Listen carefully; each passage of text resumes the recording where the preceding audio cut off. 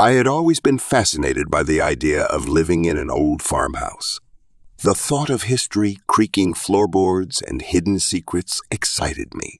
So when my husband and I stumbled upon Willowbrook Farm, it felt like a dream come true. The house, a sprawling two-story colonial built in the late 1800s, stood at the heart of the property, flanked by acres of lush fields and ancient oak trees. It was beautiful, but it held a dark secret I couldn't have anticipated. My husband David and I moved in during the early days of summer, eager to escape the bustle of the city. Willowbrook Farm felt like a paradise, with its picturesque setting. We soon settled into a cozy rhythm, spending our days exploring the sprawling property and our evenings curled up by the fireplace. One evening, as the sun dipped below the horizon, I was alone in the house, sitting in the antique-laden living room, reading a book. The room was dimly lit, with the soft glow of the setting sun filtering through the lace curtains. Suddenly, I heard it, a faint, almost imperceptible whisper. It was as if someone was speaking softly, too far away for me to understand the words. I brushed it off as my imagination, blaming it on the old house's creaks and groans. The following week, strange things began to happen. Objects would inexplicably move from one place to another. I'd find my keys in the refrigerator, my book on the porch, or my coffee mug in the bathroom. David, always the skeptic, assured me it was just forgetfulness, but I knew it wasn't. I had an unsettling feeling that someone, or something, was watching me. One night, I woke up to the sound of soft crying coming from the hallway. I slid out of bed and followed the sound, which led me to the nursery on the second floor. The room was painted a soft, pastel pink, and I had always found it endearing. But that night, the room felt icy cold, and the crying grew louder. I hesitated before pushing open the door, and what I saw sent chills down my spine. A child, a little girl no older than 5, stood by the window, her back to me. She wore a white lacy dress, and her dark hair hung down in a tangled mess. I called out to her, but she didn't respond.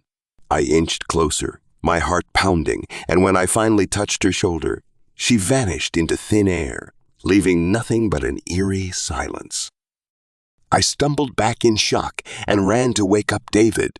He checked the room and found nothing amiss, dismissing it as a vivid dream. But I knew it was real. I had seen her, and she was no dream. The disturbances in the house intensified. Footsteps echoed in empty hallways, and I would often wake up to the feeling of something, hovering over me as I slept. I became plagued by nightmares, each one more vivid and terrifying than the last.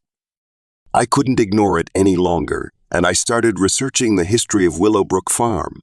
My search led me to an old newspaper article from the 1920s. It detailed the mysterious disappearance of a young girl named Lily, who had lived on the farm. She had vanished without a trace, and the case had remained unsolved. The moment I saw the faded black and white photograph, I knew it was the same little girl I had seen in the nursery. Lily had been trying to communicate with me, to tell her story, to find the peace she had been denied for so many years. David, still skeptical, suggested we invite a paranormal investigator to the house. Reluctantly, I agreed, and a few weeks later, a man named Dr. Evans arrived with his equipment. As he conducted his investigations, the atmosphere in the house grew heavy, and the temperature dropped unexpectedly. We heard voices on his EVP recorder, soft whispers of a child saying, "Help me and find me."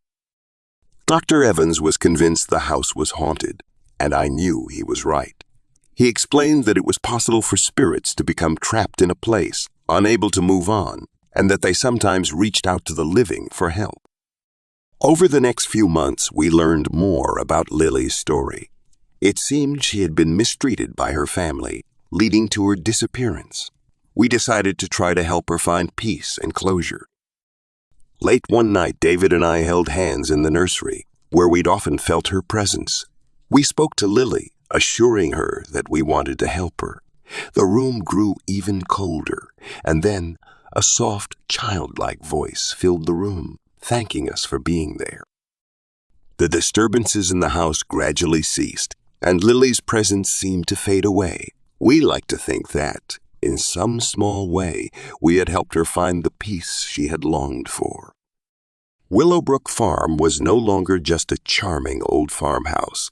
It was a place of history, of lingering spirits, and ultimately, of healing.